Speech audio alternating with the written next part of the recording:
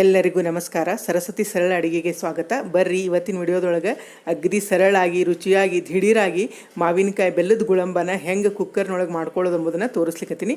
ಮತ್ತು ಈ ಅಳತೆ ಪ್ರಮಾಣದೊಳಗೆ ಮಾಡ್ಕೊಂಡ್ರೆ ಯಾರು ಬೇಕಾದರೂ ಮಾಡ್ಕೋಬೋದು. ಅಂದರೆ ಸಣ್ಣವರಿಂದ ದೊಡ್ಡವರವರೆಗೂ ಇದನ್ನು ಈಜಿಯಾಗಿ ಮಾಡ್ಕೋಬೋದು. ತಿನ್ನಲಿಕ್ಕೂ ಅಷ್ಟೇ ಟೇಸ್ಟ್ ಇರ್ತದೆ. ಇದಕ್ಕೆ ಏನೇನು ಸಾಮಾನು ಹಾಕಿದೆ, ಹೆಂಗೆ ಮಾಡೋದು ಎಂಬುದನ್ನು ಈಗ ನೋಡ್ಕೊಂಬರೋಣ ಅಂತ.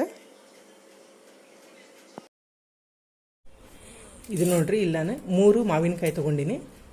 ಕಾಯನ್ನು ಇವನೇನದ ಸ್ವಚ್ಛಗೆ ತೊಳ್ಕೊಂಡು ಒರೆಸ್ಕೊಂಡಿನೆಲ್ಲನೂ 3 ಮಾವಿನಕಾಯಿ ತೊಗೊಂಡಿನಿ. ಈಗ ಇದನ್ನೇನದ ಸಿಪ್ಪಿ ತಕ್ಕೊಳ್ಳೋಣ. ಮೊದಲಿಗೆ ಏನದ ಇದನ್ನು ತುಂಬ ತಕ್ಕೊಂಬಿಡೋಣ.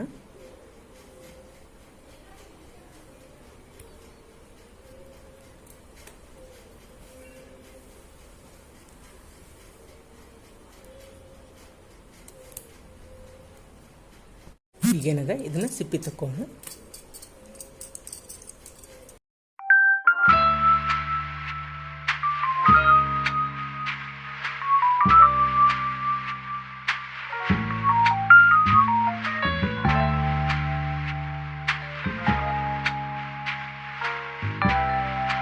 ಇಲ್ಲೇನದ 3 ನಾನು ಸಿಪ್ಪಿ ತಗೊಂಡಿನಿ. ಈಗ ಇವನ್ನ ಹೆರ್ಕೊಳ್ಳೋಣ. ಇಲ್ಲೇ ಹೆರಮಣಿಗೆ ನಾನು ಹೆರ್ಕೊಳಕತ್ತೀನಿ.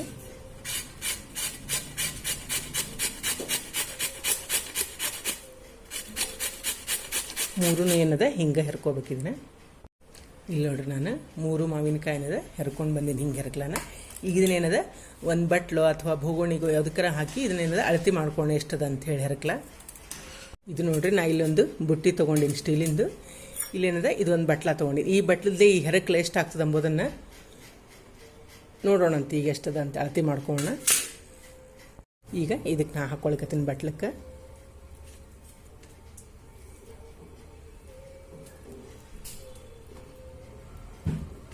ಇದು ನೋಡ್ರಿ, ಒಂದು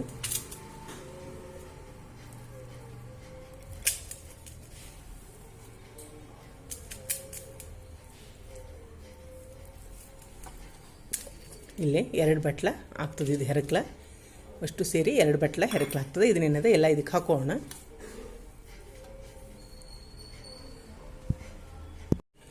ಇದು ನೋಡ್ರಿ, ನಾನು 2 ಬಟ್ಲದಷ್ಟು ಹೆರಕ್ಲದ.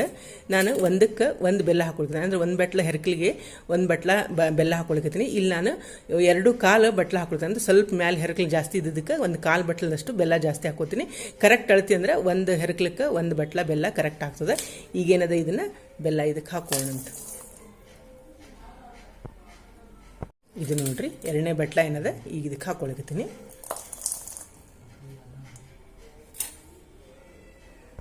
ಇದೇನದ 1/4 ಬಟ್ಲ ಹಾಕ್ಕೊಂಡಿ. ನಾನು ಮ್ಯಾಲೆ ಸ್ವಲ್ಪ ಹೆರಕ್ಲು ಜಾಸ್ತಿ ಇದ್ದದಕ್ಕೆ 2.25 ಹಾಕ್ಕೊಂಡಿನಿ. ಇಲ್ಲಿದ್ರೆ 1 ಹೆರಕ್ಲಕ್ಕೆ 1 ಬಟ್ಲ ಬೆಲ್ಲ ಕರೆಕ್ಟ್ ಆಗ್ತದೆ. ಈಗ ಇದನ್ನೇನದ ಎಲ್ಲನೂ ಮಿಕ್ಸ್ ಮಾಡ್ಕೊಳ್ಳೋಣ. ಇದೆಲ್ಲ ಏನದ ಕೈ ಆಡ್ಸ್ಕೊಂಡು ಹೆರಕ್ಲ ಮತ್ತು ಬೆಲ್ಲ ಇಲ್ಲೇ ಎಲ್ಲನೂ ಏನದ ಮಿಕ್ಸ್ ಮಾಡ್ಕೊಂಡು ನಾನು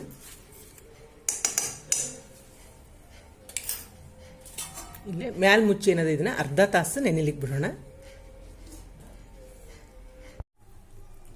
ಇದು ನೋಡ್ರಿ, ನಾ ಇಲ್ಲೇ ಅರ್ಧ ತಾಸು ಆತು ಇದನ್ನು ಕೂಡಿಸಿಟ್ಟು ಬೆಲ್ಲ ಮತ್ತು ಮಾವಿನಕಾಯಿ ಹೆರಕ್ಲ ಬೆಲ್ಲೆಲ್ಲ ಕರಗಿ ನೀರು ಬಿಟ್ಟದ. ಈಗ ಮುಂದಿನ ಪ್ರೊಸೀಜರ್ ಏನಂತ ನೋಡೋಣ. ಇಲ್ಲಿ ಕುಕ್ಕರ್ ತೊಗೊಂಡಿನಿ. ಕುಕ್ಕರ್ಗೆ ಏನದ ಈಗ ನಾವು ಅದನ್ನು ಹಾಕೋಣ ಅಂತ. ಏನಾದ್ರೆ ಹೆರಕ್ಲ ಮಾವಿನಕಾಯಿ ಹೆರಕ್ಲ ಬೆಲ್ಲ ಏನು ಕರಗ್ಯದ ಈ ಕುಕ್ಕರ್ಗೆ ಹಾಕೋಣ. ಈಗ ಇಲ್ಲೇ ಕುಕ್ಕರ್ ಇಟ್ಟಿನಿ. ಈಗ ಇದನ್ನೇನದ ಹಾಕೊಂಡಿಲ್ಲ.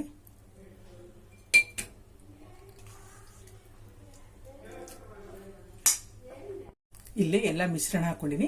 ಈಗೇನದ 1/4 ಚಮಚದಷ್ಟು ನಾ ಏಲಕ್ಕಿ ಪುಡಿ ಹಾಕೊಳಕತ್ತೀನಿ. 1 ಚಿಟಿಗೆಷ್ಟು ಉಪ್ಪು ಹಾಕೊಳಕತ್ತೀನಿ. ಇದೇನದ ಮಿಕ್ಸ್ ಮಾಡ್ಕೊಂಡು ಒಮ್ಮೆ.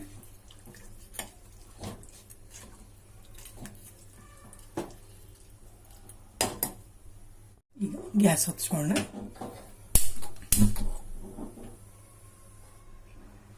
ಇದು ನೋಡ್ರಿ, ಮಧ್ಯಮ ಉರಿಯೊಳಗೆ ಇದನ್ನೇನದ 1 ಸಿಟಿ ಮಾಡ್ಕೋಬೇಕಾಗ್ತದೆ.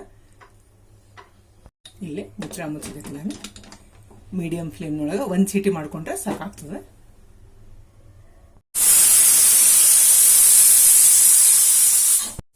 ಇಲ್ಲ ನಾನು ಗ್ಯಾಸ್ ಆಫ್ ಮಾಡ್ಲಿಕತ್ತೀನಿ. ಕುಕ್ಕರ್ 1 ಸಿಟಿ ಆಯ್ತು. ನಾ ಗ್ಯಾಸ್ ಆಫ್ ಮಾಡೀನಿ. ಇದು ಪೂರ್ಣ ತಣ್ಣಗಾಗೋವರೆಗೂ ಬಿಡೋಣ. ಈಗ ಇದು ನೋಡ್ರಿ, ತಣ್ಣಗಾಗಿ ಫ್ರೆಶರ್ ಇರ್ತದೆ. ಈಗ ತೆಗೆದು ನೋಡೋಣ.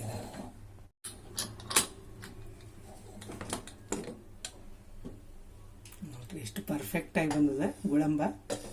ಭಾಳ ಅಂದ್ರೆ ಭಾಳ ಚಲೋ ಬಂದದ. ಒಮ್ಮೆನದ ಇದನ್ನ ಕೈ ಆಡ್ಸ್ಕೋಣ ಎಲ್ಲಾನು.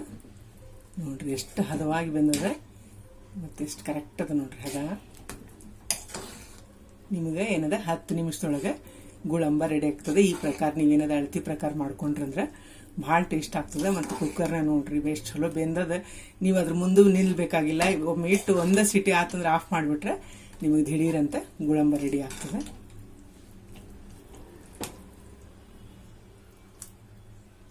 ನೋಡಿರಲ್ಲ, ದಿಢೀರಂತ 10 ನಿಮಿಷದೊಳಗೆ ನೀವು ಕುಕ್ಕರ್ನೊಳಗೆ ಗುಳಂಬ ಮಾಡ್ಕೊಳ್ಳೋದು. ಮತ್ತು ಈ ಅಳತಿ ಪ್ರಕಾರ ಮಾಡ್ಕೊಂಡ್ರೆ ಟೇಸ್ಟ್ ಇರ್ತದೆ. ಭಾಳ ಅಂದ್ರೆ ಭಾಳ ಮಸ್ತ್ ಆಗ್ತದೆ. ಇದು ನೀವು ವರ್ಷ ಪೂರ್ತಿ ಏನದ ಫ್ರಿಜ್ನಾಗ ಇಟ್ಟರೆ ವರ್ಷಾನ್ಗಟ್ಲೆ ಇಡ್ಬೋದು. ಹೊರಗೆ ಇಟ್ಕೊಂಡ್ರೆ 6 ತಿಂಗಳಿಗಟ್ಲೆ ನೀವು ಇದನ್ನೇನದ ಯೂಸ್ ಮಾಡ್ಕೋಬಹುದು. ನೋಡ್ರಿ, ಮಕ್ಕಳಿಗೆ ಚಪಾತಿಗೆ, ಬ್ರೆಡ್ಗೆ ಎಲ್ಲದಕ್ಕೂ ಭಾಳ ಟೇಸ್ಟ್ ಆಗ್ತದೆ. ಇದು ಊಟದ ಜೊತೆ ಏನಾದ್ರು ಸ್ವೀಟ್ ಬೇಕಂದಾಗ ಇದನ್ನ ಹಾಕೊಂಡು ಇದ್ರ ಮೇಲೆ ತುಪ್ಪ ಹಾಕೊಂಡು ತಿಂದ್ರೆ ಭಾಳ ಟೇಸ್ಟ್ ಆಗ್ತದೆ. ಈ ಮಾವಿನಕಾಯಿ ಸೀಸನ್ ಒಳಗೆ ನಿಮ್ಮ ಮನೆಯವ್ರು ತಪ್ಪದ ಟ್ರೈ ಮಾಡ್ರಿ.